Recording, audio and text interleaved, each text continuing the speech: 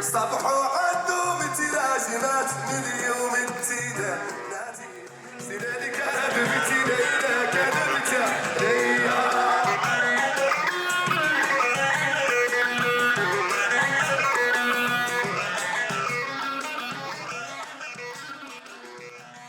La Mauritanie, ce sont plusieurs cultures.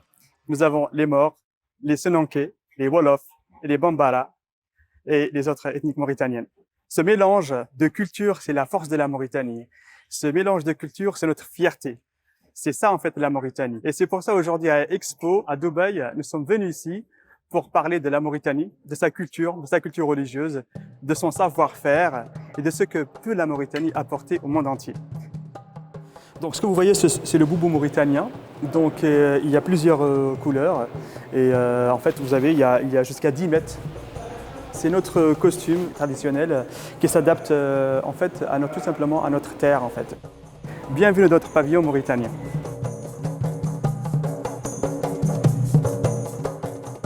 En Mauritanie, nous avons ce qu'on appelle le festival des anciennes villes. Et c'est là où vraiment les gens se déplacent pour visiter ces villes-là. Et c'est là où vraiment ils verront eux-mêmes la vie du bois en Mauritanie. Par exemple, ici, ce sont nos anciennes mosquées. Ces maquettes nous montrent des mosquées qui datent de 800 ans jusqu'à 600 ans. Ces mosquées, leur toit est fait de bois. Et les cases aussi en Mauritanie, c'est pareil, elles sont faites de base à 90% de bois. Pareil aussi, quand vous verrez cette partie-là, c'est ce que nous appelons un chakab. Moi, j'appelle ça nos anciens placards. Et personnellement, j'ai vécu cette période-là absolument. Quand j'étais jeune, on avait une tente et on avait ça. Je me souviens que je jouais régulièrement sous ce chakab.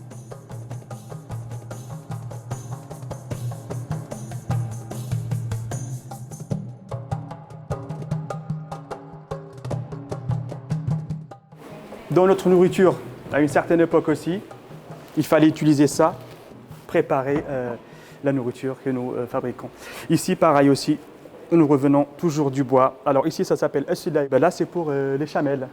Et là, il faut 2 personnes pour l'utiliser. Il y a une personne qui va le tenir entre les mains et une autre personne qui commence à traire le lait de la chamelle.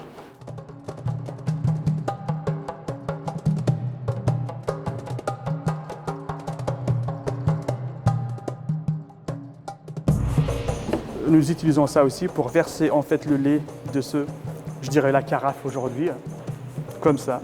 C'est ce que nous utilisons. Donc le bois fait toujours partie de notre vie, pareil aussi.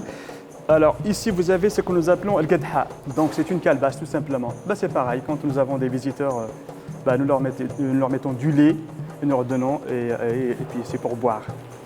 Donc voilà.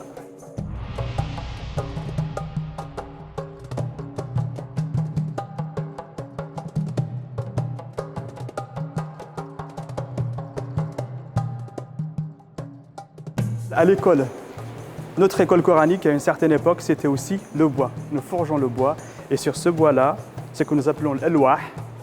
Alors, nous écrivons les lettres, le Coran al-Karim, et c'est avec ça que nos enfants et nos ancêtres nous apprenaient le Coran al-Karim. Là, vous verrez ici que nous avons Ardin, c'est pour les femmes, et Tidinit, c'est pour les hommes. Et pareil, ici vous avez du bois, vous avez ici du cuir, et en dessous il y a une calebasse. Donc vous verrez que le bois fait toujours partie de notre vie, quel que soit musical, enseignement. Maintenant, on va passer aux jeux, nos jeux traditionnels. Regardez, pareil. Là, vous verrez ici ce que nous appelons Sig, c'est un jeu pour les femmes. Ici, vous avez un autre jeu qui s'appelle Ramet pour les hommes. Maintenant, quand on parle du transport, vous verrez ici, alors c'est un moyen de transport sur lequel se mettait la femme mauritanienne, les 2 matières, du bois et du cuir. Et donc c'est toujours ça qui a été utilisé en Mauritanie pour le transport des femmes. Nous avons des opportunités très importantes en Mauritanie dans tous les domaines, que ce soit le domaine des mines, le domaine de l'agriculture, le domaine de la pêche. Pour les investissements, la Mauritanie aussi a créé une agence spécialisée pour aider les investisseurs à venir chez nous. Donc voilà, le ministère de l'Environnement aussi travaille beaucoup sur l'aspect aussi de l'environnement en Mauritanie. En fait, la désertification qui est très importante malheureusement chez nous. Ça, c'est un défi. Vous avez la sécheresse aussi, ça, c'est un problème. La perte des terres arables, ça aussi, c'est terrible pour les cultivateurs. Donc notre gouvernement a mis en place avec le ministère de l'Environnement une politique très importante et qui est extraordinaire pour essayer d'aider ces populations vulnérables, leur donner des aides, créer des ONG, financer des petits projets pour essayer que ces populations-là puissent s'en sortir et contribuer un peu à leur vie quotidienne. Et nous espérons que le maximum de visiteurs viennent chez nous en Mauritanie, découvrir la Mauritanie, découvrir ce pays multiculturel.